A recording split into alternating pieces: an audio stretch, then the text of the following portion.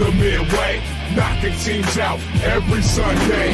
Fire in our eyes, can't stop our drive. Hit so hard, remind you of 85. We the Bears, monsters of the midway, knocking teams out every Sunday. Fire in our eyes, can't stop our drive. Hit so hard, remind you of 85. Take a look at Chicago, you can smell it in the air. There's a hungry team called the Soldier Field going nuts, jumping out their chair. Teams rather be anywhere but here. We don't care if it's below zero. Let it tougher for the snow, we still gon' break holes. If we win the point flip, we choosing to kick. Cause we got a defense that love to hit. Polarize the link with our smash mouth beats. Slicing up teams like Mike Singletary. Forever repping the seat, making Papa Bear proud. Giving Chicago something to shout about. We the Bears, monsters of the What's up, guys? What's up? It is Tuesday, so it's the Panda and Grizzly Show. We're going to talk about Week 1 Chicago Bears. This matchup against Minnesota Vikings. It's going to be Monday Night Football next Monday. We are in the season. We are 2 days away from the start of the NFL season. How are you guys feeling? Well, I already got started my football fix watching college football, but yeah, I'm feeling great. F college. That's what I'm saying right now. This is I like this. This is the best time of the year. Especially you got baseball going into the later half of September, and then you got the football season in the transition. So I think this is baseball. This is all about football. No? But yeah, I was just watching the Cubs and Braves game. I was watching college football this past weekend, and that's all well and good. But at the heart of the matter, I'm still a Bears fan, and the Bears, my Bears fan, took a hit this week. Yeah, really did. Yeah. Obviously, everyone in the world now knows that Michael Parsons has been traded to the Green Bay Packers in a trade that is very, very reminiscent of, you guys are too young to remember, Reggie White being traded to the Green Bay Packers from the Philadelphia Eagles, the Minister of Defense coming in and wreaking havoc. And literally, this is the same timeline as, was it that fourth year that I think it was that Brett Favre goes Super Bowl and Rodgers went to the Super Bowl that year.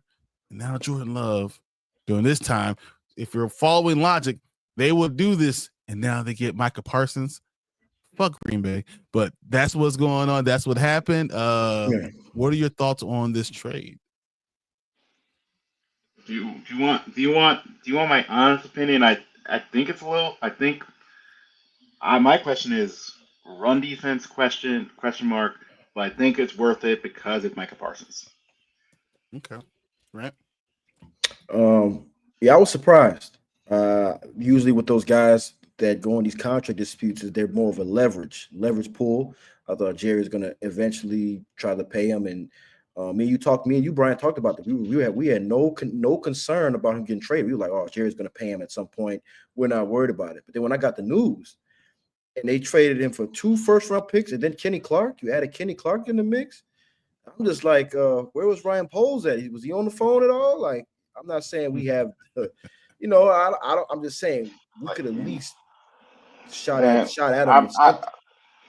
So what do you willing to sacrifice the next 2 years for next 2 year first round picks for this 1 year thing? So no, Darren, that's not true. Yeah. See, and this is where I disagree with you. So I understand with him specifically that understand this Michael Parsons deal for the Green Bay Packers makes a lot of sense. Kenny Clark is turning 29 right now, so he's an aging defensive lineman, right? So the Green Bay Packers, who were the youngest team in all of NFL, just got younger by trading away the 29-year-old older defensive lineman and getting a 26-year-old younger monster level lineman. Okay, so now they actually got younger. Okay, that's point 1. 2, Cowboys got fleeced. Yes, they did. There's no way Michael Parsons should be traded for a superstar, top 3-4 type of pass rusher, being traded for 2 first rounders and an aging defensive lineman, defensive tackle. What? Do we need to go back and look at the Khalil Mack trade? Do you have to remember what we had to give away? Yeah. For this? That's first. 2 first, second, and fourth. Yes. We also go And back. Micah Parsons on a trajectory that's even greater. And Khalil Mack? yes, right. Micah Parsons right now, what he's doing right now for his sacks, because the game is different. Even in this last 8-10 years, it's different. Sacks mean everything. Here's my problem, and this is why I probably wouldn't want the Bears to do this. He has back problems. Yeah. And you're paying him $47 million. Yeah. The Bears know they have higher priced wide receivers. Yep. They have a lot of talent out there that they're going to try to re-sign. Yep. And you got Caleb Williams, if he is that guy. Yeah. That you're going to have to re-sign. So it's going to be, I'm upset that he's in our division. I'm not upset with Poles for not grabbing him. Yeah. $47 million is a lot of money. That is a lot of money. Yeah, and the good solid 33 million guaranteed for the 4 years. Which is fine. Yeah. So he's going to all 4 years, guaranteed for all 4 years. Yeah. So a lot of this stuff makes sense. I understand exactly where they're coming from. I know why they're doing this. But it is a lot of money. And I don't know if it would have worked for us specifically. I just hate that he went to Green Bay. If you went to the Rams, if you went to San Diego, LA Chargers. If you would have went to Denver, if you went to any of those other teams, not named Green Bay or Detroit, I'd be like, whatever, cool, whatever. But the fact that he went to our hated rival sucks. Really, really sucks. So yeah, I'm not too happy about it. Yeah. But what's going to happen with the difference? What else will happen? So, I mean, that happened. We know it happened. We know we're going to deal with it.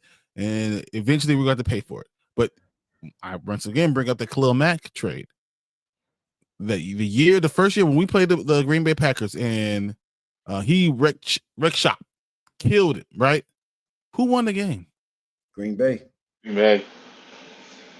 That's what I'm hoping for. I'm hoping for we play the Green Bay Packers when we do. And Micah Parsons is not someone new. We played him before. And that he can do whatever he's going to do and we win the game. I would gladly take that. Yeah. Okay. All right. So that's done. We got that out the way. Other things that kind of happened. It looks like Quinshon Judkins is going to finally sign. Finally. It's looking like I was hearing he might go back to school. So everyone's saying that, but there actually are rules against that in college. So he actually would have to then petition his way back into college. He can be put back into the draft. It doesn't mean that he could go back into college. I don't know if that is actually going to happen. Yeah. But it looks like they looking towards it, even though it's still uncertain. But Stefanski still said, "Hey, Judkins, he's available. We're going to bring him in." So yeah, that would be the smart choice. They need a running game out there, especially with the loss of Nick Chubb. They need somebody that can take over that role, and he's a type of guy that can take the bulk of the carries as the RB1 over there. So they need to get him signed quick if they can. Really do. They really do. And it's a lot of stuff coming out with him. But as far as fantasy football goes with Quinshon Judkins, because he's not signed, Jerome Ford becomes a viable option. So when we're talking about waiver wire stuff, and we're going to get to that towards the end of the show, Jerome Ford is going to be someone who's going to be available. So as I said, we'll talk about that a little later, but don't not look at that. That's going to be important to pay attention to going forward. What's up? Appreciate you jumping on. I'm guessing that's either Mark or Martin. Okay, so now I guess we could talk about this week 1 matchup with the Minnesota Vikings. As far as injury goes, it looks like Justin Jefferson will be playing. He is pretty much he has a hamstring injury, right? But it's one of those things that they're going to manage throughout the rest of the season. And Justin Jefferson at 85% is still probably the most talented wide receiver in all the NFL. So that really doesn't help us out, especially when we have Jalen Johnson, our own guy, who's been limping around, coming off of injuries, has not played this entire preseason, probably looking for another contract. So I don't know if that's a wash for us or even still a loss. Looks like Braxton Jones will be playing left tackle versus the Bears. Versus the Vikings for week 1, but that's not going to be not guaranteed for him. That's what it looks like. It's not guaranteed. Something that can change. If he plays poorly, it can still change. Okay. We got JJ McCarthy coming off. This is his first real NFL taste going against our Bears. He's been preparing for this all off season, but that doesn't mean he understands the speed of the game or anything like that. But he is a winner. But that's going to be something we have to kind of judge for ourselves. Okay, so we know all those things, and this is the second year of Caleb Williams. Caleb Williams coming off of a subpar statistical year. I know a lot of people are looking for him to do a lot more. He actually has odds for MVP going in the second year, which is nuts to me. But these are all kind of the storylines going in. This is the first game Ben Johnson's going to coach as a head coach. What are you guys expecting to see from the Bears offense, Bears defense, Ben Johnson, and the game itself? So let's start off with the Bears offense. Baron, you start with that. I personally want like 275 yards and 2 touchdowns through the air, and like anywhere from like 100 to 125 yards. Like 100 yards for RB1. I want to almost have a good run. 400 yards of offense. All right. Yes. I want you to show that this offense works. This offense works in that you could run and pass. You could do both. And show that you can at least score through the air. I could deal with your being like running just to be the bread and butter, but I want the air attack to be good. And for defense, I want 2 turnovers. 2 turnovers. Okay. Force JJ into 2 turnovers. Fumble, interception. Yeah. Okay. Fumble, interception. Yeah. You have to put pressure on him. Yeah. Yes. That's gonna be a key. He is a rookie. So he does make mistakes. I've seen him. He's made mistakes. Yeah. You only need to tackle him. Just pressure him and make him make bad decisions. And Ben Johnson, I want to see some nuance in this offense. I want to see at least 1 or 2 big plays in this game. Okay. In the air, on the ground, I don't care. I want 2 big plays of 30-plus yards. 1 big play of 30-plus yards. Okay. And Dennis Allen, I want at least, with defense, I want at least 1 to 2 sacks and 3 or 4 TFLs. Get in the backfield and force negative plays so we could get them off schedule. And that's really it. Okay, I like that. Okay, Grant, what about you? I'm just looking for, as far as the offense goes, I'm looking forward to us to establish an identity. Okay, that's been the main question of what is our identity. Obviously, we got DeAndre Swift as RB1 at the moment. I think we should start off the game establishing the run, try to establish the run, and we can hopefully open up some play action plays throughout the game, play action opportunities. My expectation is I think it's for the offense is going to be probably a low scoring game, and my reason for saying that is that they're still trying to figure out the nuances, still trying to figure out who do we have, what roles can we put them in. I'm not expecting a high-flying Dan Marino type. We're just going to air it out. I'm not expecting that, especially against Brian Flores' defense. And I'm not really expecting too much of. It's going to be a chess game, obviously, between Ben Johnson and Brian Flores, who've seen each other in the past. As far as the defense goes, I want to see how Jalen Johnson comes back if he does play. See how he comes back. How's he going to play out there? He's going to play. And a groin injury is tough. He said he injured that on a free accident. Groin injuries are tough. Lateral movement is key. Is he gonna run with JJ, or is they're gonna other side? I don't think they're gonna put all that on his plate. I want to see how Brisker is how he comes back, how he's able to try to light a fire under this defense. Mhm. One more thing I'm probably gonna look at. The main thing I'm probably gonna look at is how Grady Jarrett affects this defense. How Grady they named him, he's one of the captains. How is he going to affect the defense? And the one last thing about Ben Johnson is I want to see how he manages the game. They asked him the question today: what's the difference between being offensive coordinator and a head coach? And he said that you're dealing with the whole team now. You're not dealing with just the offensive side of the ball. So game management with Ben Johnson is the key thing with me. 2-minute offense, timeouts, usage. How does he maneuver when certain things happen throughout the game? How does he manage the game as it goes? So that's something I'm really looking forward to seeing how that's going to look. Okay, those are all good points. I mean, especially because he's going against a pretty good offensive mind on the other side too, O'Donnell. So he's not just Brian Flores, but you also got O'Donnell, who's probably thought of as one of the best offensive minds, period, in all of football. So I think that's interesting in itself too. All right. I think all your points were great. I'm looking at my whole thing. I'm going to base it on the top 5 guys I think that matter in this game. The number one guy that matters is Joe Thuney.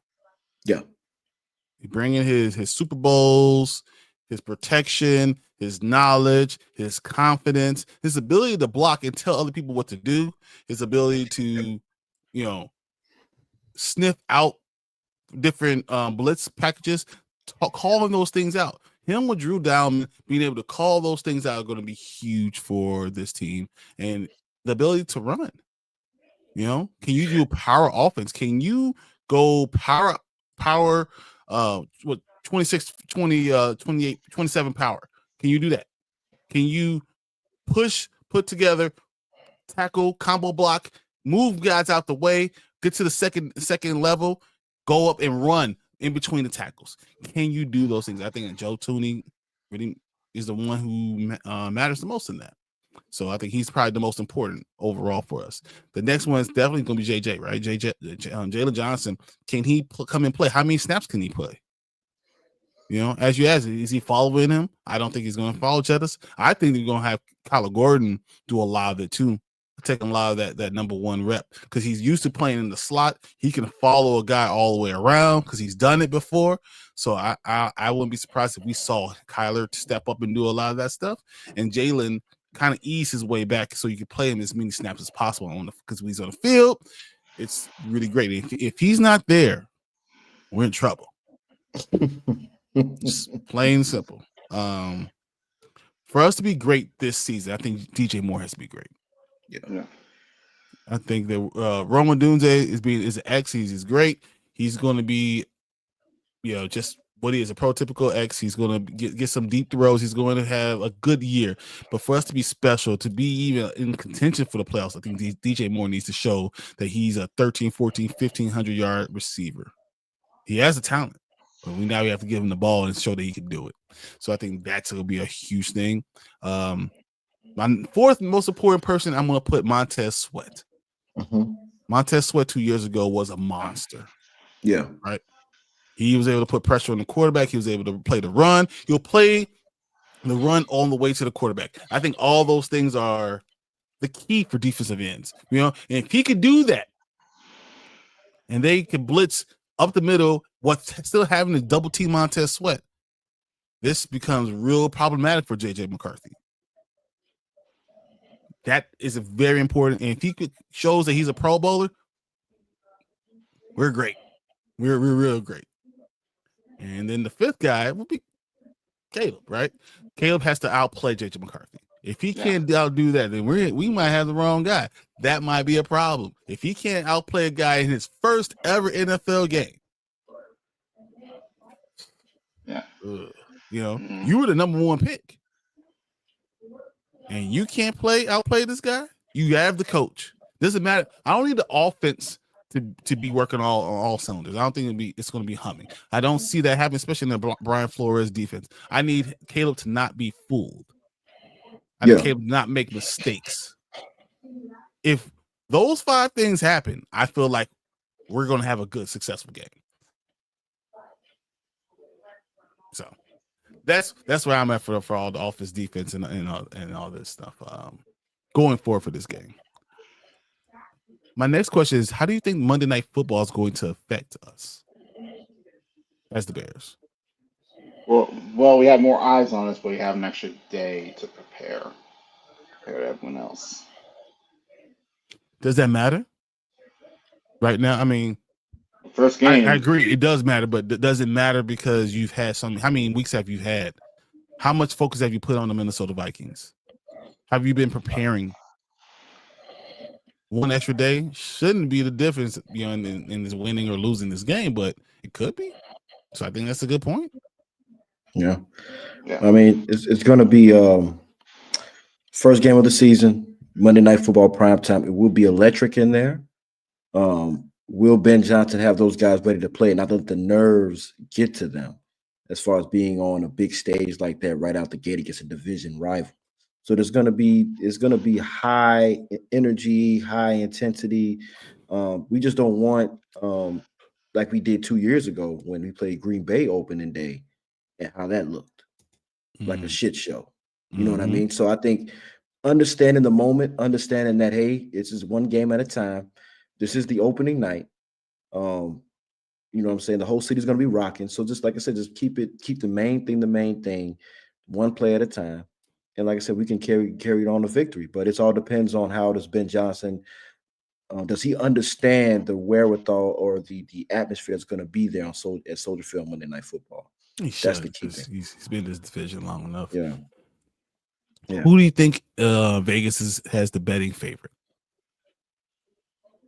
I think probably. I mean, it was in Chicago. At Soldier Field. 3. Probably Vikings, though. You think the Vikings are what about you, B? Bears by 3. Okay. I believe that the Vikings are a 1.5 point favorite at home. I mean, on the road against the Bears. I believe the Vikings are the favorite going after a 15-win season, even though it's a different quarterback and everything has changed. They still got Jettis, still got O'Donnell as the coach, still got that lethal defense that Brian Flores can get ready. So it's a whole bunch of unknowns on the Bears right now. We don't know what we got. Obviously, the expectations are very high, but we don't know what we got. We don't know who's going to step up. We don't know. So that's why I can understand why that the way it is. We don't know. Yeah. Okay. All right. So that's our breakdown of the game. So what are your expectations to actually see during this game? Like I said, I want to see at least. What are your expectations? Not what you want. What do you expect to see? I expect to see maybe we'll start a little slow, because that's what I always feel like is always happens. Even when we're playing well, we always seem to start a little slow.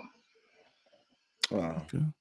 I'm expecting to see probably on both ends, like I said, it's gonna be probably some miscommunication out there. Probably gonna be a lot of I think they're gonna probably baby them in, like with the Bears offense, probably baby them into what they need to do, because I don't think they're gonna try to show everything out right out the gate. I don't expect to come out guns blazing. I expect them to be just we're gonna ease Caleb into this game. We're gonna ease him in there, make him some easy calls for him, and then maybe if they see anything within the coverage that they can exploit, then they'll probably start opening up the passing game a little bit. So I'm expecting to start off probably run heavy. The first couple possessions run heavy, and then we'll see what happens throughout the game. Yeah. Okay. I'm expecting more of a Ben Johnson saying, "I'm coming out with guns blazing." I'm going to come out under center, run the ball swift, try to run behind Tooney, literally try to get 8-10 yard chunks, right? And then you do a play action, go down to Loveland. I'm expecting that. I'm expecting Loveland to be a big part of this game plan. Like a up the middle seam route. I'm thinking more of a corner, a corner, or have front side corner, backside commit with a drag across the field and put pressure on them with a running back going out to the flats, and then you have a deep dig out the back. And you try to put some pressure on them off of play action. I expect that to be hit. I expect them to drive down the field the first possession and to score a touchdown the first possession of this era. I believe then we're going to have a slowdown. Definitely slow down. And the question is now, Caleb Williams able to settle back in and use the game plan to get another score before the end of the half. I'm expecting the Bears to go into the halftime up 14-7. Then coming out in the second half, it's about the defense.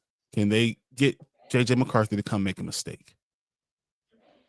I'm expecting that to actually happen. I'm picking the Bears to win this game 27-21.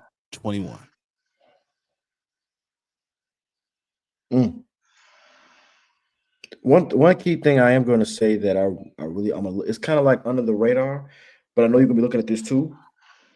If Caleb does not see anybody open, what is he going to do with the football?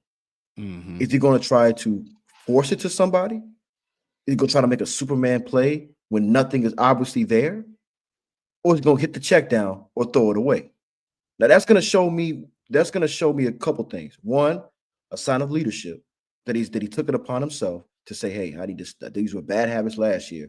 Let me try to correct these. And they're going to show me that he's comfortable saying, hey, we'll get him again next time. We don't have to make the big play every time. We'll get him again next time.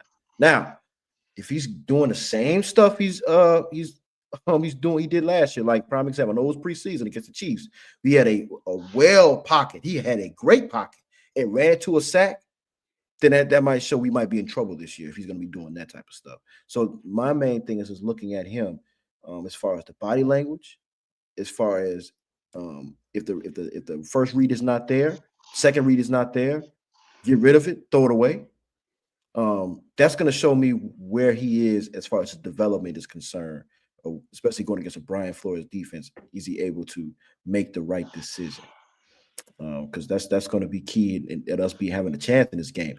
My expectation at halftime, the score was going to be 3-3. There'll be no touchdowns in the first half. I'm expecting two field goals, and I think once they get adjusted, then in the second half, I think it's going to be a little bit of scoring. So I'm thinking the Bears win. I'm going to say 17-14. It's going to be, like I said, a low scoring game. I think it's going to be 17-14. Bears win. So. Baron?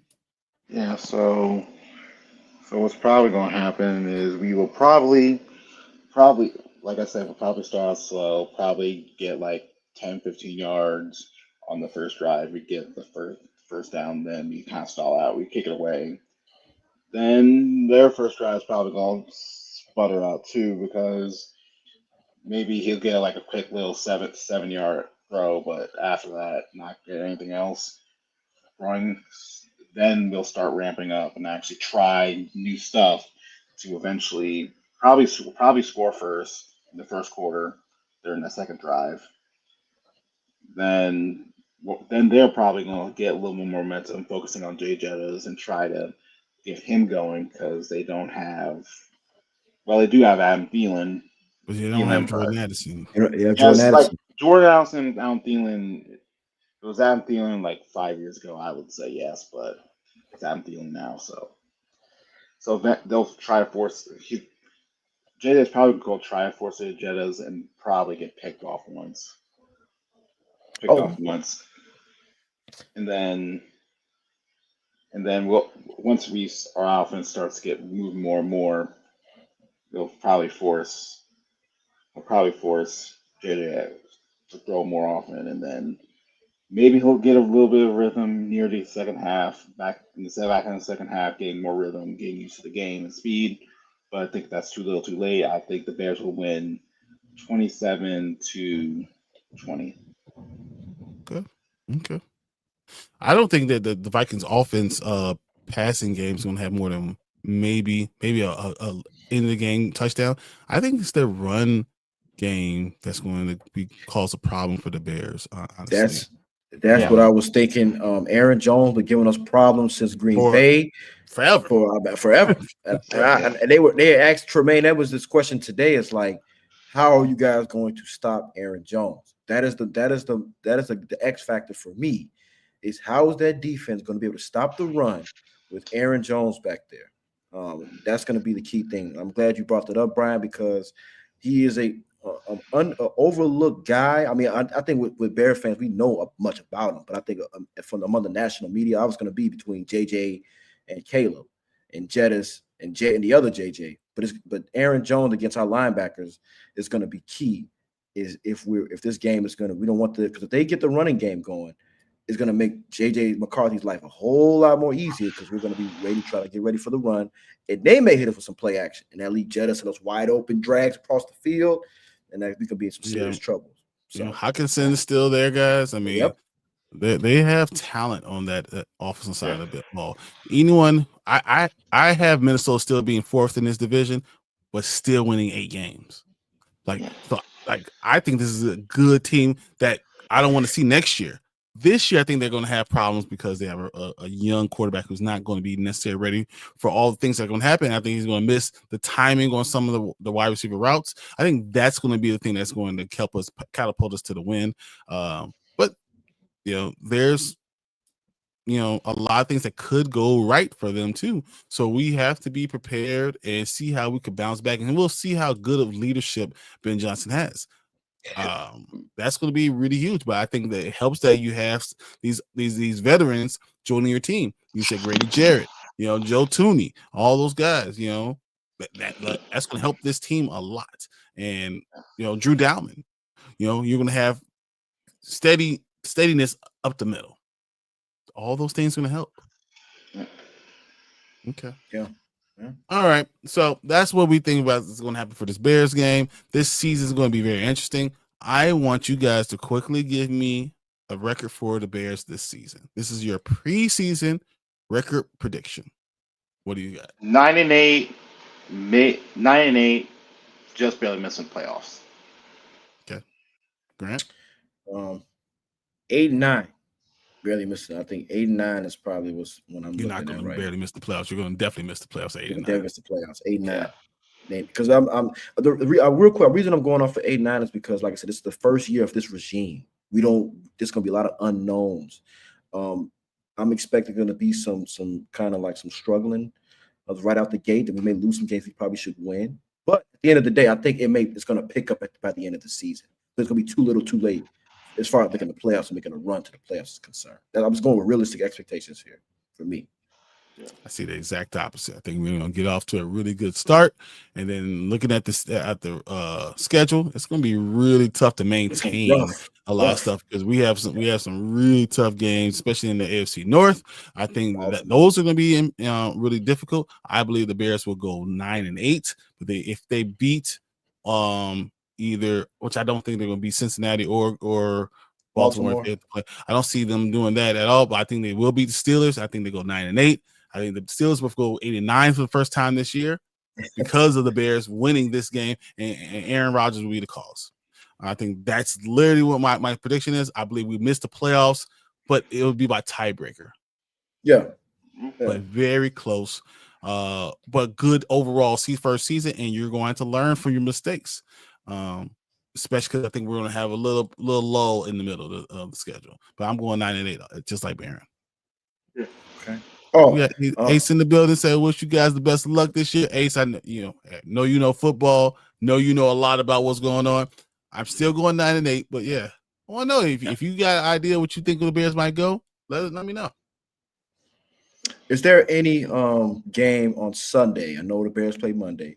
Is there any specific game on Sunday that you going to be looking, seeing that you want to see, that you're just going to make sure you watch when Sunday comes? Is there any specific game you'll be looking at? B, you got anyone? Yeah. I haven't looked at it. Haven't looked at it yet. You, Brian? I have a couple games that I've been looking at because once again, I'm really interested to see Thursday night game. Right, the Thursday night game is going to be Thursday night one that I'm paying attention. The Sunday, yeah. I think Thursday's going to be interesting. I think Friday's going to be interesting because I think Chiefs and Chargers are going to be very, very good. I'm looking at Sunday. I'm wondering exactly how good San Francisco is versus Seattle. I think that's going to be something I'm not sure what's going to happen.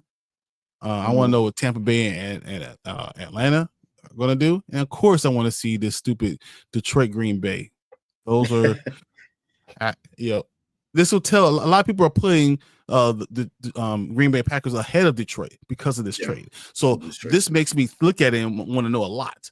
So that's really interesting to me overall. But my number one is Baltimore and Buffalo. Yes, Baltimore and Buffalo. Yeah. My number two will also be Jets Steelers. I want to see how Justin's going to look in this offense with Garrett Wilson and company. I want to see how against Steelers. They're both going against teams that exiled them. Justin, they exiled Justin without having a backup plan. Right. Yeah. I hope he plays and I hope he kills them. Will do. Let me know what it is then. Deuce, what's up, man? He says Seahawks win. So it's gonna be interesting to see how Cooper Kupp looks in that uniform. If Seahawks do it, man, it's gonna be crazy. I'm not as high on the Denver Broncos as it seems like everyone else is, but yeah, they're gonna be Denver though. I mean Tennessee. They're gonna be Tennessee. Yeah, Cam Ward's gonna be another rookie. He's still a rookie. I still know if he's gonna be ready to play to go against these coaches that have been preparing from all season. Yeah. Thursday's game is going to be for all of us to come together and laugh at Dallas. Yeah. Like, what are you doing? You trade your superstar defensive end for an aging defensive tackle and 2 late first-round picks because Green Bay is going to be good. You're stupid. You saw Jerry said we can find guys. We're going to find 2 guys probably eventually. You can find somebody that can replace him. It took a top 10 pick to get him. You're not going to get a top 10 pick out of him. So you're trading away from guys 2 non-top 10 picks. Jerry. And then they signed somebody after they traded. They signed somebody, a corner. I forgot who they signed. They signed somebody. They re-signed him. Mm-hmm. Deron Bland, 4-year, $98 million. I think it was something like that. It's really only like a 4-year $50. No, that's some guarantees, but you still have to look at the entire contract because a lot of times you can't get rid of them. Lions lost too many coaches. I think that's going to be interesting too. I think that's what's going to bring them back from 15 wins down to like 11. I got them beating Green Bay on Sunday though. For some reason, I got them beating Green Bay on Sunday. Well, we got to see if Michael Parsons how effective is he, with the L4, L5 vertebrae in that back. Yeah. That might be permanent. Yeah, but you can kind of figure that out. I mean, you can work around it if you need to. Ace is right. Dallas will probably lose. 100% Dallas is going to lose. Yeah. They've done the most stupid stuff. So, hey, this is their flogging, public flogging. We need it. F them. They're stupid. I'm like, dude, you ruined our division. How you gonna come into our division and mess it up? Yeah. I was hurt. Like, nobody heard from you. I knew when that trade hit, nobody heard from you for like a week, for the rest of the week. Dude, you heard from me. You heard from me. I had to collect my thoughts. I was upset. I was really upset. I was like, dude, I can't even talk right now. Now, compared to you, I wasn't as upset compared to you. Because you thought they gave up too much. I was like, too much. No, Clark. It's like he's like probably the best run stopper in one of the best run stopping DTs. I wasn't as mad when I really looked at it. I was just like, he's still under 30. He does disappear. Parsons does disappear in big moments. So I'm looking at that. Also, he's not a very good run defender. Right. So I was remains to be seen how they're going to utilize him, but I do see him as he's going to be good. I'm not going to deny that, but in big moments, is he going to show up for you in those big key moments? That's what I'm really like, not as. Oh my God, season's over. I think he definitely has. I think he's done what he needs to do. I've seen a lot of games that he's won. He's won games. So like I think everyone's trying to really pretend like he hasn't. He is single-handedly, especially when you utilize him as a linebacker. Yeah. You utilize him, he's a defensive end, but you utilize him as a linebacker. He's best in a 3-4, but in a 4-3, he can still be interesting because you're gonna have him rushing from all different type of angles. I'm telling you that he's going to be very difficult. He's going to be very difficult to deal with. And don't be surprised if the rest of the team gets better because he's rushing. Well, I'm expecting a big year from Rashawn Gary. Rashawn Gary's gonna have. I hate doing this, but I picked up a Rashawn Gary on my fantasy team. So all that pressure, all that attention that Michael Parsons is going to be getting. Yeah, I don't know. I don't even know. They got rid of Jair Alexander, so I don't know even how they That's corners. okay. You don't need to have a corner if you don't have time to throw. That's true. You have Rashawn Gary on one side, Michael Parsons coming on the other. Only thing you can do is run on that team and hope they all works out. Yeah. So. Yeah. All right, guys. I have my week 1 waiver wire pickups. All right. So my first one is Braylon Allen. So I don't know if you guys know for the Jets. Yes. I love what's going on in the Jets right now, but everyone loves Braylon Allen. They love him way more than I love him. Breece Hall, Breece Hall.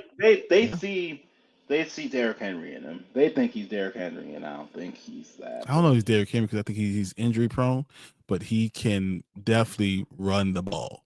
And he's gonna be tough, and he's going to get about 50% of the carries. So week 1, watch out because anytime you have a rushing quarterback along with a running back, one of these running backs are going to pop off, either Breece Hall or Braylon Allen. So. Watch out for Braylon. I think he's a very good waiver wire pickup for people that are looking for someone who might help them get the edge overall. If you went through your draft and you realize you're a little short on running back, Braylon Allen might be the answer for you. Yeah. My number 2 one, I already talked about Jerome Ford, because even if Judkins plays, he's not going to start. Jerome Ford is going to be your starting running back. So Dylan Sampson and Jerome Ford both can be very good pickups going forward in this game. They're going to have to run the ball against Cincinnati, and Cleveland can do that because they have a pretty good offensive line. And don't be surprised if each one of these guys get about 80 yards. I have Braylon Allen on my bench. You have to look at the matchup. That's the thing. If you have good running backs in there, you don't take the good running back out. But if you're looking and you're like, I'm not sure about my second or third running back, Braylon Allen might be a good choice. Okay. Yeah. Keenan Allen's available in most of the leagues. All right. He's rostered in a lot of places, but a lot of people don't know what he's going to get. I'm going to tell you what you're going to get from Keenan Allen. He's going to be a possession receiver. He doesn't have to learn the offense. He's going to walk right in. He's going to have rapport with the quarterback. He's going to end up being one of those guys that when you have Ladd McConkey and you have Keenan Allen, you're going to have a lot of possessions, a lot of catches, a lot of things are going to go very well for Keenan Allen. He's available in a lot of leagues. You're going to really, really enjoy picking Keenan Allen up. Yeah. Okay. What about go ahead. Ricky Pearsall? Pearsall. I know that the 49ers got rid of Debo. You can still not back it. Does he turn into somebody you can probably pick up? He's not a natural one. I think he will be someone that they're going to use. Him and Jawan Jennings are going to kind of go back and forth as the one, but really the number one on that team is going to be George Kittle. But what you'll do then you'll have those guys kind of feeding off of him. Mm-hmm. So I'll put both Jawan Jennings and him as number 2 receivers, especially this week. But he's drafted in a lot of leagues already. If you're looking for another receiver that's really going to be interesting, I know Barron doesn't believe in Denver, but I promise you that Bo Nix likes Marvin Mims. Mm-hmm. And Marvin Mims is someone that I would be he's only 46% rostered. I will be looking at as wide receiver 2. He's pretty good. Yeah, I think that he'll be a very good option going forward. And write these things down. Write these things down because I'm telling you these guys. So then when you see them pop off, you gotta come to me and ask me for these answers next time. I'm giving you the answers. If you don't have these number 1 guys and you made it, because everyone has a position that they look at the team and they're like, oh, I'm a little short on. These are guys that possibly are going to score and get you opportunities to do it really well. Yeah. You know, my tight ends, I have 2 tight ends. I have Hunter Henry and I have Darren Waller. A lot of people are afraid of both of those guys. They're older. Darren Waller didn't play for the last couple of years. I think we're going to get a really good game out of both of those guys. I think these quarterbacks are going to be looking for him. My question, Hunter Henry, I understand. Darren Waller, I'm worried that he's gonna flip. He's gonna flip out one of these weeks.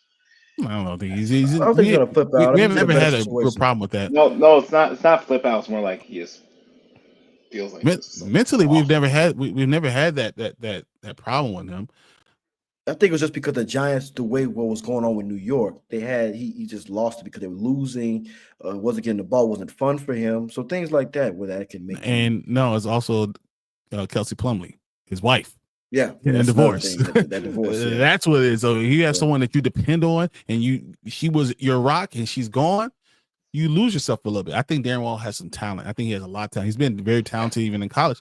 He's been a person that's been able to step away for a year or so often and step back in. And I think he might be by the end of the year. Talk about wide. I'm gonna say tight end 9 by the end of the year. Where would you have overall? Where would you have Loveland in this ordeal? Loveland's going to be drafted in most of the leagues. I think he's like 89% drafted. I think Cole Kmet could be someone that you could look for full season wise, where you're looking at people. Another one, wide receiver, Christian Kirk. Really? Yeah, Christian Kirk, Houston. Probably went through your entire league undrafted. Houston's going to need someone to step in as their wide receiver 2, wide receiver 3. Christian Kirk, we know he got paid $21 million. He was paid too much. He's not number 1 wide receiver. But if he's the second wide receiver, he might be a problem, guys. I'm just saying. That's what you need. You need to have that guy, and all of a sudden Christian Kirk's going to be there, and you're going to be like, oh man, look at him. Watch. Yeah, CJ Stroud was going to try to spread the ball out. You don't have his number 1, his favorite person out there. You already have a true number 1. You don't have Tank Dell. Yeah, well, Tank Dell's going all year. You don't know if he's ever going to play football again. Oh, it's like, I'm not. I mean, I see the injury. I didn't know his leg. We don't know if he's ever going to be able to play. So, but he has a number 1. But Christian Kirk could come back and be that number 2.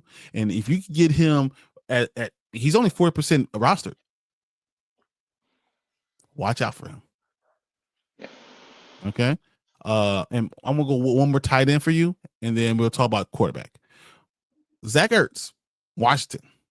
All Zach Ertz is he catches touchdowns. That's all he does. Yeah. That's all he does is catch touchdowns. He's only 49% of leagues. He's only drafted. I'm telling you, you're going to go find him. You're looking for tight ends that are going to score points. You don't need about possession. You need to score touchdowns. And that's what Zach Ertz does. And they're going to have to figure out ways to score touchdowns because they don't have a real running back. When you go talking about your rookie running backs and you trade away your horse of a running back, you got to find creative ways to score. I think they're going to have to find creative ways to score. I think their running backs by committee is going to be fine in between the 20s. Fine. But then all of a sudden you're going to have to find ways into it. You're going to look at McLaurin. You're going to be looking at everybody else, and then wide open, Zach Ertz is going to be sitting there. And everyone hates him. Do you see that? Do you see them using Debo in the at the running back position as well? 100%, and he's going to get hurt. He'll last 3 weeks. I mean, that's kind of what Debo does now. Dude says agree. Packers will make the playoffs for sure. I can't argue with that. I hope not. Nah, I hate them, but I mean, in football, you got to say, yeah, he probably making the playoffs. Probably will, but I hope not. Yeah, we can all hope. I hope they all trip and fall something hard like a rock, like that. I can hope it, but reality is they're probably going to be fine. Yeah. A says this is recorded, so you can come back and tell them talk your shit, dude. I'm going to talk my shit because I know fantasy football. I know what's going to happen. I'm telling you, these guys are going to be available, and you're going to look at your team when you look at your wide receiver 3, wide receiver 4, and you're worried about is this player going to play, and all of these things. People are going to start looking at these week 2, week 3 guys. Grab them now. You ain't got to play them. Grab them and stash them. Yeah, I'm looking at. Yep, I got all these guys. All these guys you said are in the free agent right now. This is what I'm talking about, guys. These are guys. These are guys that you're going to be looking at. Christian Kirk ends up being a back end wide receiver 2, and you got him just on the waiver wire. You don't love it. Dude says, talk to him, Brian. People ask me all the time. I say Cup, then Nakua. They laughed. I drafted Nakua in my Dynasty League. Love him. And I knew Cooper Cup, and I knew Nakua was going to come in. Puka is the man. Puka is the man. So I love it. And then Mark comes in and says, I hate Zach Ertz so much, but it's true. if you need to score points, Zach Ertz is that dude. He's available, guys. You know, any word on Mooney? So Darnell, I'm still worried about Darnell too because he's still questionable. So I'm worried about a lot of this stuff going forward. Martin says Malik Washington should be on waiver too. Malik Washington is available in most leagues. I think I'm looking at his. I think he's been promoted to wide receiver 3. He is wide receiver 3 right now. That's perfect for that offense. Something's gonna happen. Yeah, I think that he's a good one. And then I don't know what you guys think about Chris Rodriguez. I'm still not sure this is what's going to happen because I think Austin Eckler is going to play, but Chris Rodriguez looks like he's going to be the number 1 guy. I told you a couple weeks ago he's going to be their one. I put him as right now for me. I don't have him as my waiver wire pickup. I have Rodriguez as my handcuff. He's my handcuff right now. So just saying, if I have a Austin Eckler, I'm not sure which one of these guys is going to be the guy because right now Chris Rodriguez is still the RB3 on that team. No, I don't think Eckler's more of a pass catcher. He's more a third down back. Yeah, but Austin Eckler before was when he was with the Chargers, right? Mm-hmm. He played. He played all 3 downs. He's 3 down back. So eventually he's going to run out. Eventually he's not going to be there. And Chris Rodriguez wouldn't be a bad stat. Either him or Crocky or Merritt. Yeah, I don't think Krosky Merritt is going to be the number 1. I don't think he's going to be that guy. But right now he is number 2. I think you get Chris Rodriguez and stash him. He might be something that could benefit you in week 7, week 8. This is not going to be a one that pops off. That's why I don't have him on my higher waiver wire or things. But when you're looking at your team, you're like, this guy I really don't need, and I want to cut somebody, and you're looking for maybe a chance at a running back. That's what Chris Rodriguez is. Yeah. Okay. All right, guys. You guys got anything before I go into the QBs? I'm looking at the free agents right now. I know in my league specifically on the waiver wire right now, they got Justin Fields is a free agent. There's someone that's nuts. Justin Fields is always a very high-end free agent. Dude, you should. Who's your second quarterback if Justin Fields is available? Because he runs the ball. He runs the ball. And you understand in fantasy football, anyone you have that can run that ball at quarterback is going to get a lot of touchdowns. Those are free points. You're going to get the touchdowns. You're going to get all type of extra yards. So if he only throws the ball, say he throws the ball for 150 yards, but he runs for another 180 yards, 100 to 80 to 100 yards, and gets a touchdown, dude, he gets those extra yards. Those extra yards really add up. Yeah. Don't let him get 100 yards and a touchdown and then throw for another 150 yards and a touchdown. Yeah. Now he's a 23, 24 point scorer, and he's on your waiver wire? Yeah. No. Yeah, like I said, I was surprised. I mean, I have as my starter, I have Baker Mayfield as my starter. And then Baker Mayfield's the top 5 quarterback in the NFL. Yeah. And then I have CJ Stroud on my bench. That's my backup. That's pretty good. Mm-hmm. That's pretty good. No, that's great. That is great. That I can't argue with any of that. Yeah. So, but Justin Fields, unless if you're talking about 12 to 14 man leagues, Justin Fields shouldn't be on anyone's waiver wire. Yeah. Anyone. People that could be. I will be looking at Bryce Young. Bryce Young is still really people are not. Yeah, people don't really believe him. I have the Carolina Panthers winning 7 to 8 games this year.